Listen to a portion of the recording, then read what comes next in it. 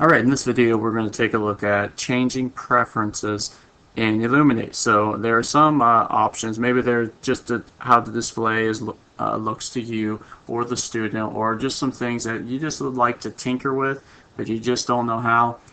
Many of those things you can take care of through the changing preferences option in Elluminate. Now, to get to this option, you're going to go up to the Tools menu in the upper left hand corner and click on Tools. And that will take you to Preferences. So click on the Preferences, and you're going to see several options here. Now, as I'm going through these, some of them I'm going to spend more time on.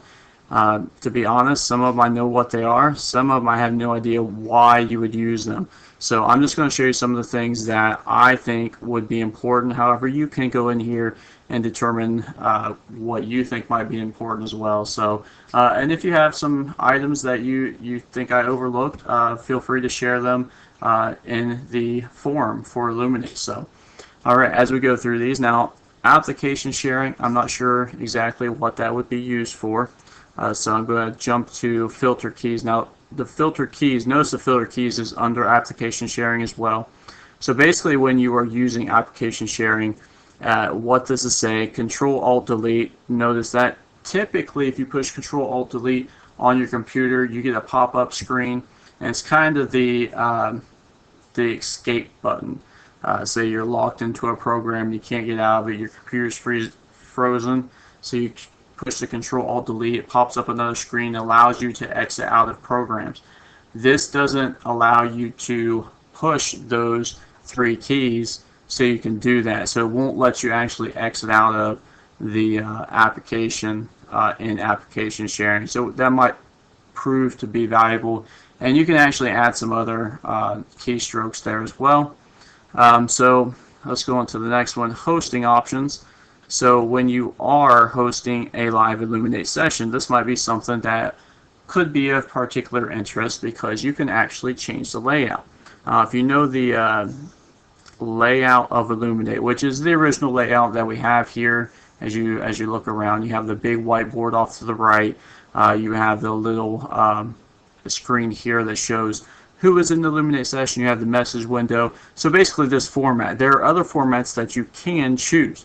If you go to this drop-down menu, there are several different options there. I'm not going to go through them all, but you can actually click on those, and it can show you some different layouts. Now, what this will do is it will actually allow you to, upon startup, it will bring you to the exact one that you want every time.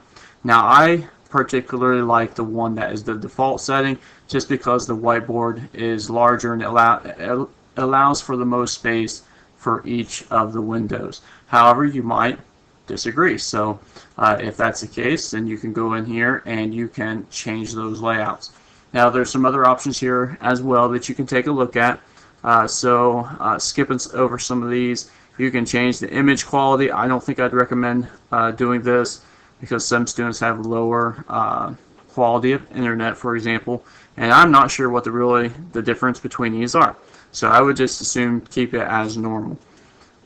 And then you can emphasize your cursor. Now, I'm not sure, I have not actually tried this, but I would assume that it would emphasize where your cursor is at as it's moving across the screen for the student.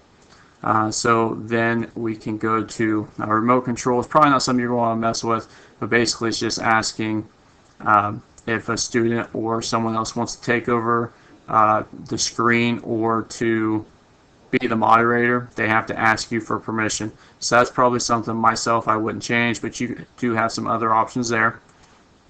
I'll skip over that. So you have audio. You can change some options in audio. So we go down through here.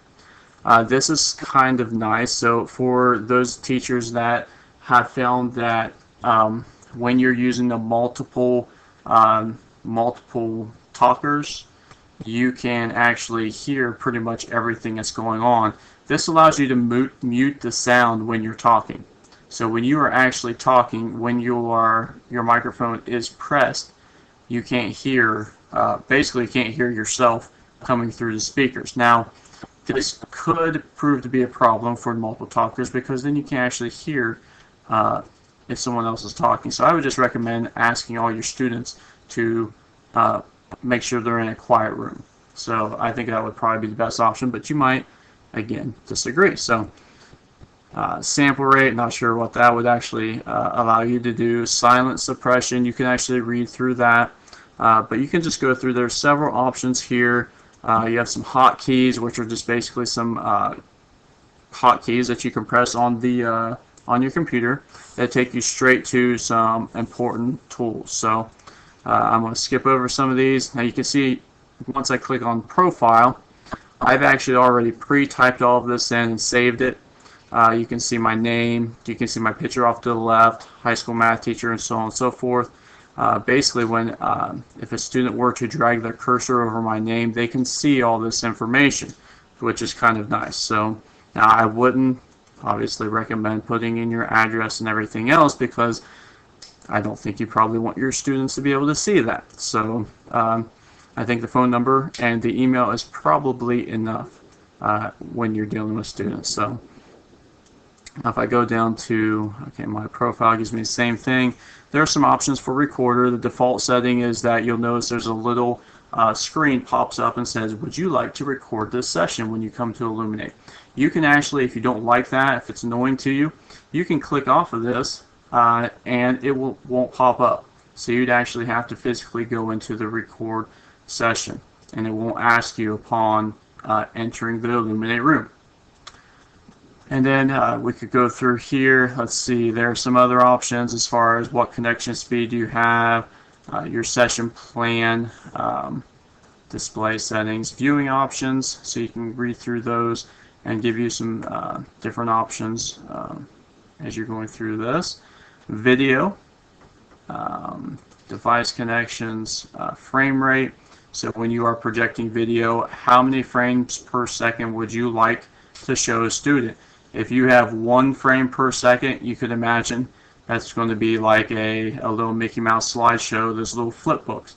It's not going to, and you're flipping it very slowly. So 30 frames per second, for example, will be just a little bit faster and look a little bit nicer, a little bit smoother, assuming that the student or whoever has a good camera, has good internet connection, and basically all the stars are aligned when you're dealing with this. So Windows settings, let's see, I don't know of anything there that you would actually need.